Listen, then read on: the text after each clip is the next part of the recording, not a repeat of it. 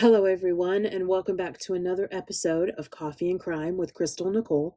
Thank you so much for joining me today. If you're new here, then welcome. I'm glad you're here. Make sure you click that subscribe button so that you never miss an upload from me. Today, we have an unsolved and heartbreaking story for you. Let's go ahead and get into the details of this episode, and you know the drill. Grab some coffee and let's talk some crime.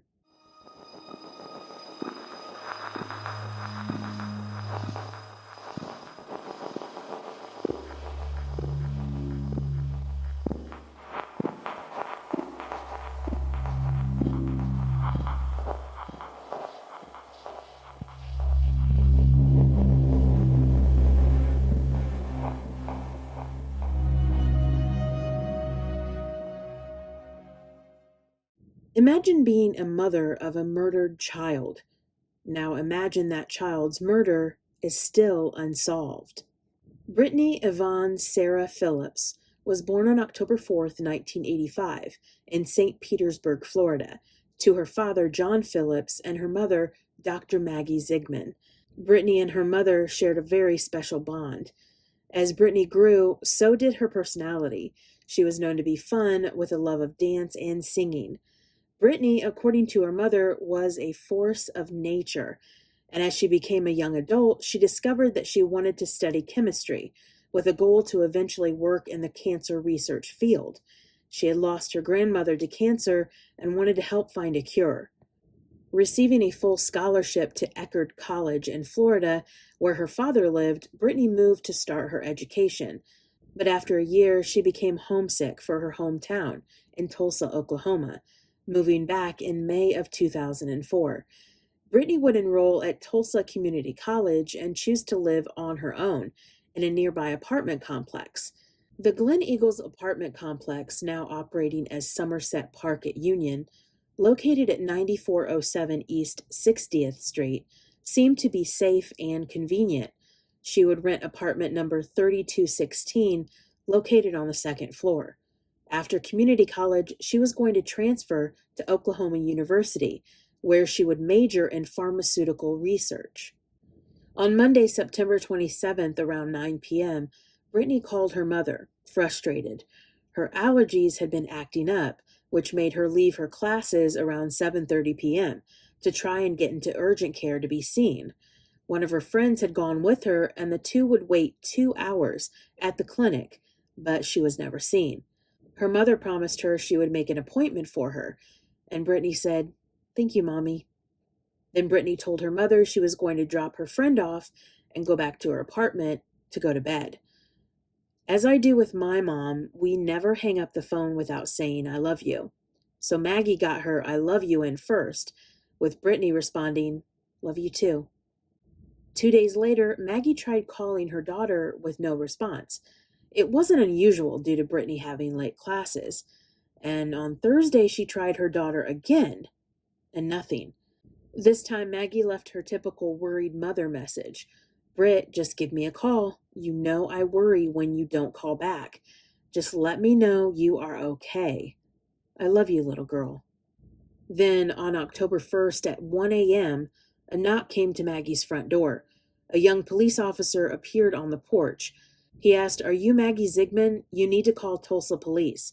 Your daughter's been murdered." What a horrible way to tell a mother that their child was gone. Maggie rushed to Brittany's apartment, but her daughter had already been taken away. Everything was a rush and a blur of sadness and confusion. When Brittany didn't show up for her classes on September 30th, one of her friends went to her apartment to check on her. She found the front door open and called her father, which in turn told her to call the police for a wellness check. When the police entered the apartment, they would find Brittany in her bedroom on the floor next to her bed. She was wearing only a t-shirt, and it was determined that Brittany had been killed close to the time she had hung up with her mom on Monday, September 27th. Medical examiners found that Brittany had been asphyxiated, not strangled. This means she may have been killed by someone putting a pillow or their hand over her mouth, not wrapping their hands around her neck and strangling her. This crime was violent, senseless, and absolutely horrific. It's important to note that it was assumed Brittany had been sexually assaulted, but according to my research, it's mixed.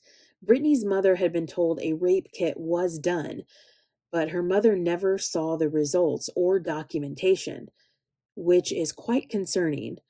Was it done? And if so, why was it left out of the report?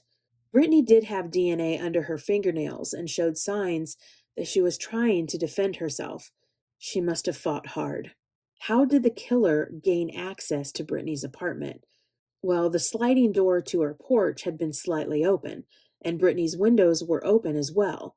Another unsettling find was that inside Brittany's closet was a small door that led to a shared attic. This attic was shared by 7 apartments. This meant that anyone with access to that attic could have gotten into her apartment. That is crazy. Nothing was missing from her place, so burglary was ruled out. This, in my opinion, was a targeted attack and murder. Ex-boyfriends, strangers to Brittany, and sex offenders have been investigated, but nothing came of those individuals. And to this day, over 3,000 suspects have been tested and ruled out. I wonder if they looked into maintenance workers, construction workers, or those neighbors around Brittany that had access to her through that secret door in her closet, or anyone who knew about that secret door. Brittany's mother, Dr. Maggie Zigman, has gone on several cross-country trips, calling the endeavor a caravan to catch a killer. Her vehicle is wrapped in pictures of Brittany, and she created a website, BrittanyPhillipsMurder.net, for information about her daughter. She's on a quest to bring justice to her daughter. Brittany is buried in Rose Hill Cemetery in Tulsa, Oklahoma. She was just 4 days shy of her 19th birthday. Her mother said this in her obituary: "My little girl with long blonde curls, you were taken too soon. Your youth and aged wisdom are now locked inside. You were the smiling, spinning, dancing pony princess. You were the young woman who wanted to research ways to heal."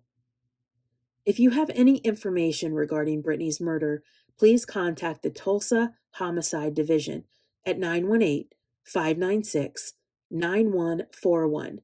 If anyone knows anything, please come forward.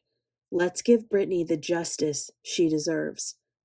Thank you for watching, and remember to look for signs, trust your instincts, and be safe. I'll see you next time.